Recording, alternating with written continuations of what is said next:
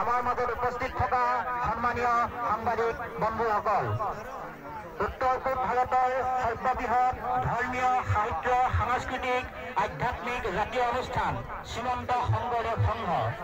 শ্ৰীমন্ত শংকৰদেৱ সংঘৰ 93 সংখ্যক বাৰ্ষিক অধিৱেশন এইবাৰ ৰঙিয়া জিলা শাখাৰ আতিথ্যত শ্ৰীমন্ত শংকৰদেৱ সমন্বয় ক্ষেত্ৰত অহা ইংৰাজী ফেব্ৰুৱাৰী মাহৰ 9, 10 আৰু 11 ফেব্ৰুৱাৰীত বৰ্ণাঢ্য কাৰ্যসূচীৰে এই সমন্বয় ক্ষেত্ৰত অনুষ্ঠিত হ'ব।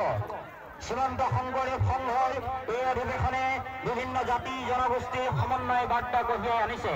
শ্ৰীমন্ত শংকৰদেৱ সংঘই ৰূপায়ণ কৰা এই কাৰ্যসূচীৰ পবিত্ৰ অনুষ্ঠান ভাগৰ আজি পবিত্ৰ লাইখুটা স্থাপন খন্তেক সময় পাছতে শ্ৰীমন্ত শংকৰদেৱ সংঘৰ মাননীয় উপ-পদাধিকাৰ চক্ৰধৰ সোণোৱাল বাটে সমাপন কৰিব। তাৰ প্ৰাক মুহূৰ্তত সন্মানীয় উপ-পদাধিকাৰ বাপক আমি আদৰণি সমিতিৰ তৰফৰ পৰা আদৰণি জনাবৰ কাৰণে সেৱা জনাইছো।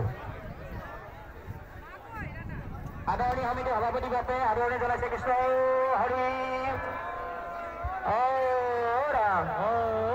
আৰু এই লাইখুটা স্থাপনৰ অনুষ্ঠান লাগি আগবঢ়াই নিব শ্ৰীমন্ত শংকৰদেৱ সংঘৰ পৰম সন্মানীয় প্ৰধান সম্পাদক মাননীয় শ্ৰীযুত কুশল ঠাকুৰীয়া বাপ জনাই সন্মানীয় ঠাকুৰীয়া বাপকো আমি আদৰণি সমিতিৰ তৰফৰ পৰা আদৰণি জনাবৰ কাৰণে সেৱা জনাইছো।